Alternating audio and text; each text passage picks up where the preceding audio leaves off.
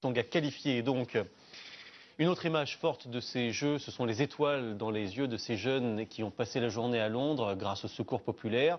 Ils n'ont pas vu de médaille française, ils n'ont pas vu Estanguet par exemple, ils n'étaient pas au judo non plus, mais ils ont tout de même vécu un rêve éveillé et ce rêve, nos correspondants Nicolas Bellet et Osgore Kizilates l'ont partagé avec eux.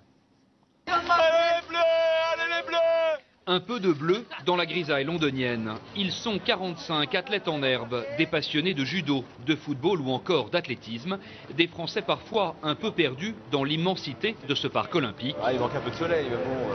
Des sportifs ravis de partager le rêve olympique. Quand tu fais du sport, le mieux c'est de participer. Après, quand tu as la victoire au bout et que surtout que tu t'es fait plaisir, eh ben, c'est encore mieux, quoi. C'est le sport, c'est magique et voilà. Le sport, c'est la vie. Une vie faite de rencontres, comme celle de Denis Gargaud, champion du monde de canoë-kayak. Les questions sont directes, les réponses aussi. Pour gagner, dit-il, il faut travailler plus de 35 heures par semaine. Votre salaire, il est de combien à peu près? Le salaire, c'est un salaire d'une personne qui travaille normalement. J'ai la tête sur les épaules, je suis pas footballeur. Et au royaume du football, les stars du jour sont les policiers. Ces bobbies se sont prêtés avec le sourire à une très longue séance de photos, puis direction le pavillon de basket pour le match Lituanie-Nigeria, sous les regards de Caroline et Clara, deux joueuses très avisées qui aimeraient jouer contre. Une des deux équipes là, le Nigeria.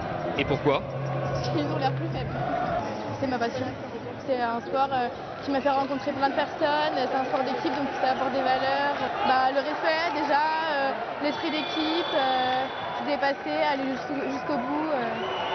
Des valeurs qui réussissent plutôt bien à l'équipe de France olympique. Ses admirateurs espèrent qu'elle continuera à collectionner les médailles. Qui viennent jusque dans nos bras. Et justement, cette